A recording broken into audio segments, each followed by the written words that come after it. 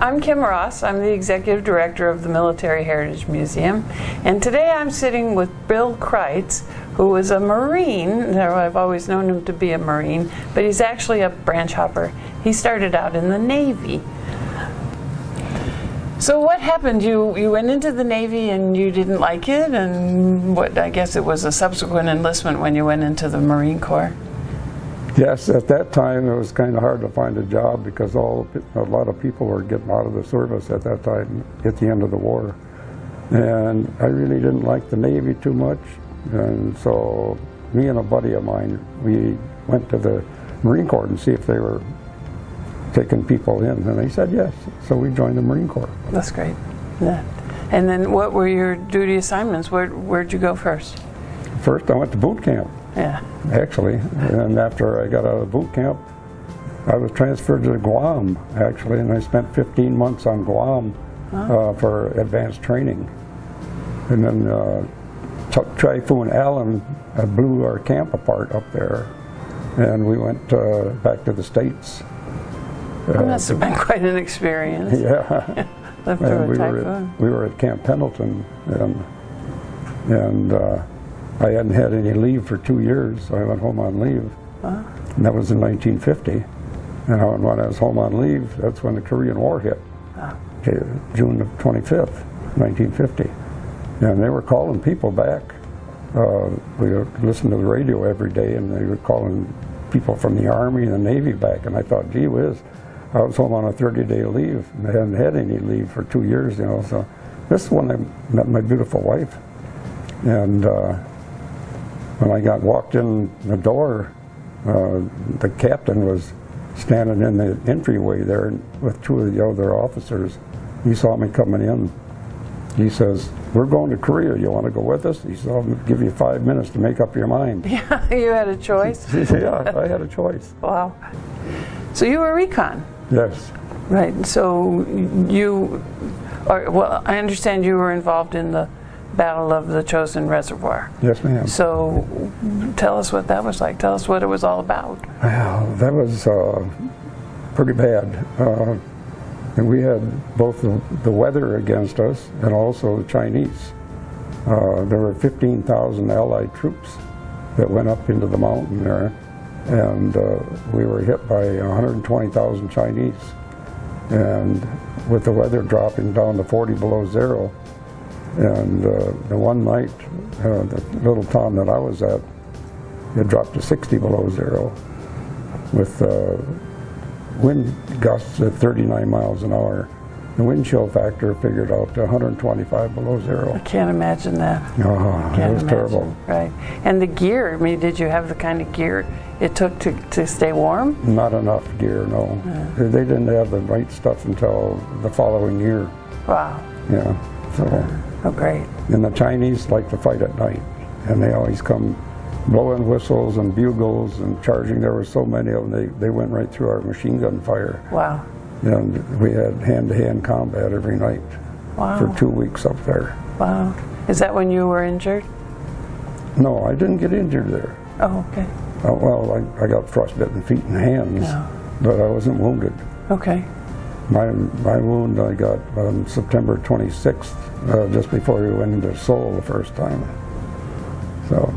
Well, can we back up just for a minute, though, because I think an awful lot of people who might watch this video don't really know what the Battle of the Chosin Reservoir was about. Mm-hmm. I mean, why were we there? Well, General MacArthur figured that if we went up in that mountain and went to the border I can't remember the name of that river. There was a river up there that separated North Korea from China. Uh-huh. And he figured if we get up to there, that the war would be over, and that it would be the end of it. Well, we got up there, and he didn't figure on the Chinese coming in there. Right. With 120,000 Chinese there. You weren't getting through to anything. Well, we had a heck of a battle up there, I'll tell you that. That just sounds like such a horrible situation up there. How did you get out of it? Well, we got orders from Washington saying that there was an untenable position and that we should turn it back out of there. So all the newspapers right away, they said that we were retreating, but we weren't. We turned around and attacked in the back in the back position. We had to fight our way out of there. Yeah. It was a fight all the way. Wow. Yeah. Wow. And down there later, there's a reservoir down there, and a bridge was down there, and the Chinese kept blowing that bridge out of there. And we were bringing all our equipment with us. So you And kept we had to rebuilding have- it. We had to have the bridge there. Yeah. So we had some, one of the battalions was down at the lower part. They never came up into the mountain. And they captured that area where the bridge was. Well, they made some spans in another part of the country, some big spans, and they brought them up underneath a boxcar, flew them in, and dropped them there. And our engineers brought them down out of the mountainous area, down over there, and put those spans across that bridge. And they kept that place safe for us. Wow. Otherwise, we wouldn't have got back up down there with all our equipment. That's pretty amazing. Yeah. Did you have any more combat while you were over there? Yes, we left Coterie at 4:30 in the afternoon, and as we were coming down, the rear guard got hit. Some of the Chinese were pushing civilians into the back of the rear guard, and they hit our rear guard. And there were 6 tanks with us, but the tanks wouldn't help us. The people in the tanks had taken off. They left the tanks and took off. We had stopped there for 2.5 hours, which was not what they were supposed to do. There was a track vehicle up ahead of us that had a frozen track, and they kept turning, and it goes into the mountain. Well, they were supposed to push that over the side into the chasm and not hold up to the rest of you? Yeah. And they hit the rear guard, and we had 12 people wounded, 2 people killed. Wow. One of them was my best buddy. Oh dear. And talking about it, Oh, I'm sorry.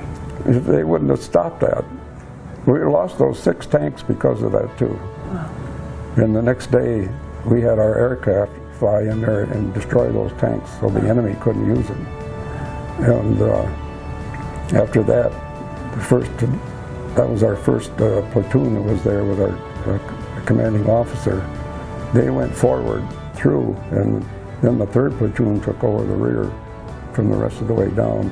And my platoon sergeant and I were the last 2 guys in the company, then from the rest of the way down there. Wow. And Wow. I'd like to talk about that. Oh, I know. Okay, so where are we? This was February, and you finally got to go home after that? February the 16th, I left Korea, and when I got on the ship coming home, they had certain people, they called their names, and we went down the gangway one at a time. And there must have been 400 Marines on that. Wow, it'd take some time. Yeah, but that after they certain ones, then they let them all off. Oh, But I walked down the gangway, and there's my captain that I went over with. He was a major then. And he come down there and shook my hand and congratulated me on being promoted to sergeant and everything like that. He says, come on up to, he was a general's aide at that time. He says, come on up to the general's house for lunch. And I says, oh yeah, okay.